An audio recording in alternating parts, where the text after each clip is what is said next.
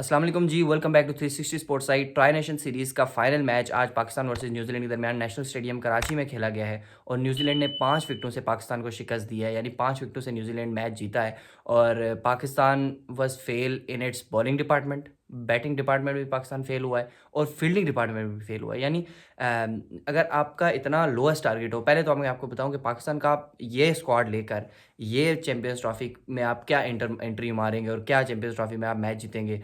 मुझे नहीं समझ आती कि ये स्क्वाड ना आपके पास कोई स्पेशलिस्ट ओपनर है, ठीक है, आपकी ओपनिंग बिल्कुल फेल। फ़खर ज़मान के साथ आपके पास कोई ऐसा ओपनर नहीं है जिसको आप ओपनर भेजें। आपके पास बॉलर शाहीन अफरीदी एक एवरेज बॉलर इस वक्त साबित हो रहा है पाकिस्तानी टीम में।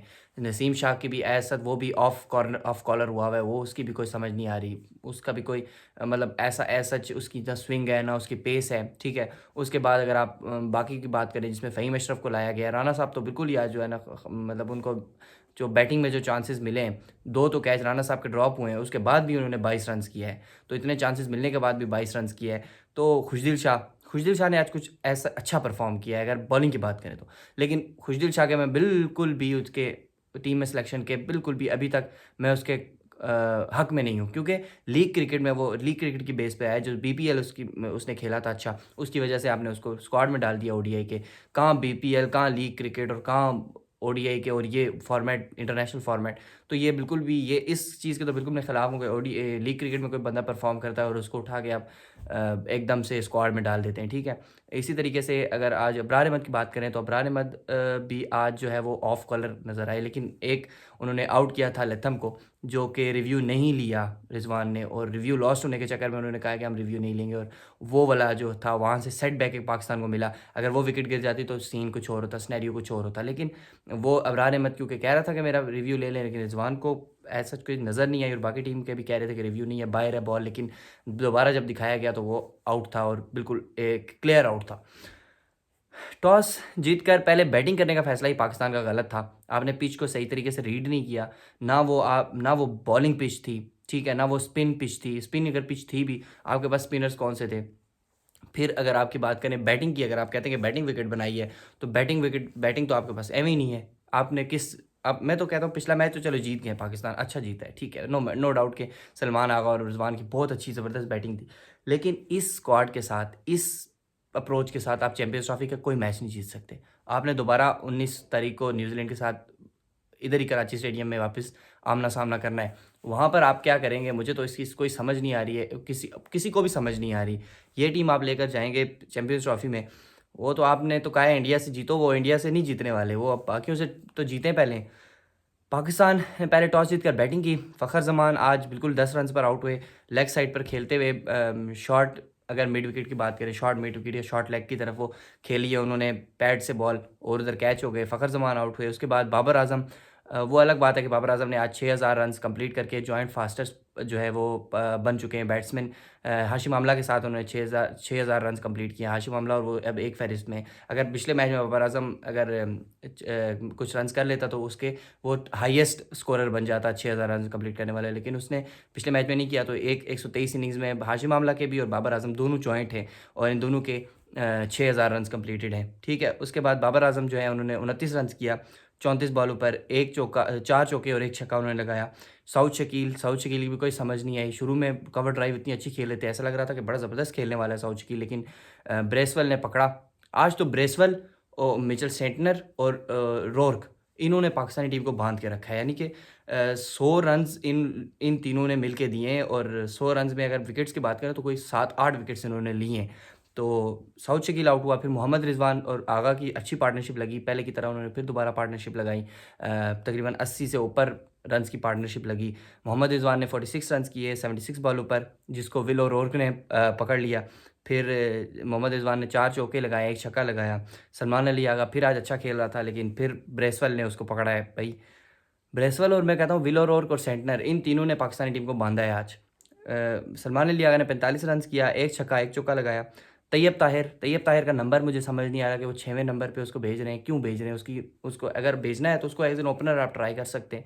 लेकिन उसकी भी मुझे शॉट्स की, टू बी वेरी ऑनेस्ट, उसकी कोई समझ नहीं आ रही ना। उसकी शॉट में कोई पावर ऐसा नज़र आ रही है। पुल शॉट मारते हुए वो भी मिड उस पे आउट हुआ है, ठीक है, लॉन्ग ऑन पे। तो तैयब ताहिर की मुझे समझ नहीं आ रही कि उसको टीम में रखने का मकसद, मुझे खुद उसका भी समझ नहीं आ रहा तैयब ताहिर का। या तो आप उसको एज एन ओपनर खिलाएं, तब भी कुछ समझ आएगा यार आपने एज एन ओपनर एक बंदे को रखा है।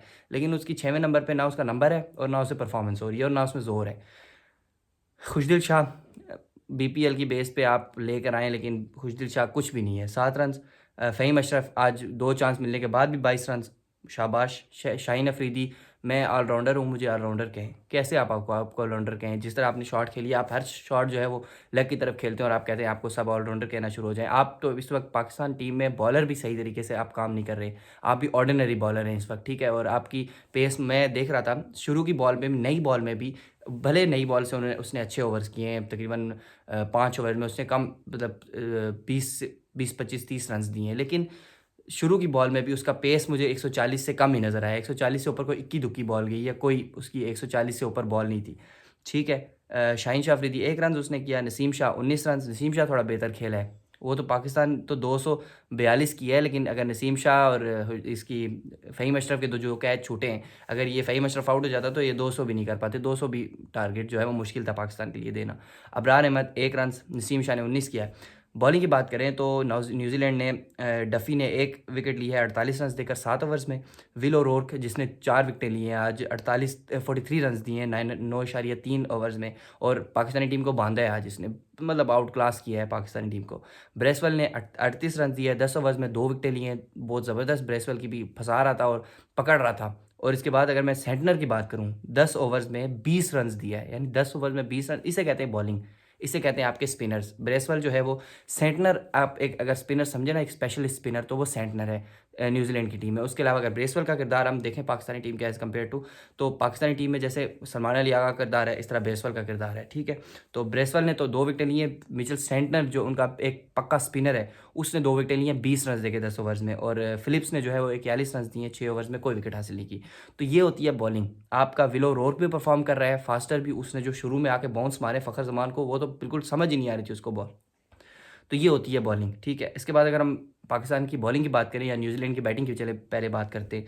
उसमें डेविड कॉनवे अच्छा खेल रहा है। मतलब स्टार्ट में ये है कि पाकिस्तान को थोड़ी विकेट्स मिल गई अर्ली, और विकेट्स विलियमसन के बाद डेविड कॉनवे एकदम आउट हुआ, ठीक है। साथ साथ ये 2-3 विकेटें गिरी थी, लेकिन उसके बाद जो सेंसिबल उनकी बीच में परफॉर्मेंस दी है लथम और ये जो डेरल मिचेल है इसने, और इन्होंने एक ज़िम्मेदाराना बैटिंग की है। यानी कि बहुत स्लो और अच्छा खेलते हैं ये, मतलब एक टीम को जैसे ओडीआई में टीम की ज़रूरत होती है एक परफॉर्मर की, उस तरीके से इन्होंने परफॉर्म किया अंडर प्रेशर, और बहुत अच्छा इन्होंने प्रेशर अपने आप से जो है वो उतार कर किस तरह दूसरी टीम पे डाला, वो नज़र आ रहा था। विलियमसन ने 34 किया है, डेविड कॉनवे ने 48 किया है, डेरल मिचेल ने 57 किया है, टॉम लेथम ने 56 किया है, और ग्लेन फिलिप्स ने 20 किया है, और ब्रेसवेल ने 2 किया है। अगर मैं आपको बताऊँ टॉम लेथम की, तो इसके तकरीबन 3-4 कैचेस छोड़े हैं हमने, 4 से 5 कैचेस इसके छोड़े हैं हमने। हमारी टीम में मैं आपको कहता हूँ ना कि फील्डिंग में भी आज हम नाकाम रहे।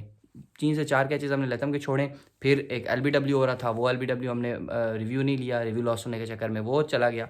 फिर अगर बात करें तो शाहीन अफरीदी के हाथ में उसी ओवर में, जिस ओवर में रिव्यू नहीं लिया, जिस ओवर में लथम आउट होने वाला था लेकिन हमने रिव्यू नहीं लिया, उससे अगले ओवर में शाहीन अफरीदी के हाथ से कैच ड्रॉप हो गया, वो गया। तो बहुत एक गंदी फील्डिंग भी, और एक बिल्कुल मैच में टीम की समझ नहीं आ रही थी इस टीम में, ठीक है। शाहीन अफरीदी, बॉलिंग की अगर बात करें तो शाहीन अफरीदी ने 1 विकेट हासिल किया 45 रन देकर 9 ओवर्स में। नसीम शाह ने 2 विकेट्स हासिल किए 43 रन देकर 8 ओवर्स में। फ़हीम अशरफ ने 2 ओवर्स किए 16 रन दिए हैं। अबरार अहमद ने 67 रन दिए 10 ओवर्स में, 1 विकेट ली है। सलमान अली आगा ने 1 विकेट लिया 10 ओवर्स में 45 रन देकर। सलमान अली आगा की आज अच्छी बॉलिंग थी, और मुझे लगता है कि वो एक ज़बरदस्त ऑफ स्पिनर बन सकता है। अपनी बैटिंग में तो उसने इंप्रूव किया, लेकिन बॉलिंग में अगर वो थोड़ी मेहनत करे तो वो एक ज़बरदस्त किस्म का क्वालिटी ऑफ स्पिनर हमारे पास बन सकता है, और ऑलराउंडर भी है। तो ज़बरदस्त किस्म का सलमान अली आगा ने आज भी परफॉर्म किया है, 45 रन दिए हैं, 1 विकेट लिए है। खुशदिल शाह ने जो है वो 6 ओवर्स में 22 रन दिए हैं, तो खुशदिल शाह भी आज थोड़ा बहुत ठीक था। तो पाकिस्तान इस स्क्वाड के साथ, इस अप्रोच के साथ कैसे चैंपियंस ट्रॉफी में जाएगा, ये तो मुझे समझ नहीं आ रहा। आपको अगर समझ आ रहा है, आप क्या सोचते हैं कि पाकिस्तान चैंपियंस ट्रॉफी में क्या गुल खिलाएगा, वो हमें कमेंट में बताएं। इस वीडियो में इतना ही, अगले वीडियो में फिर मिलते हैं। देखते रहिए 360 स्पोर्ट्स आई।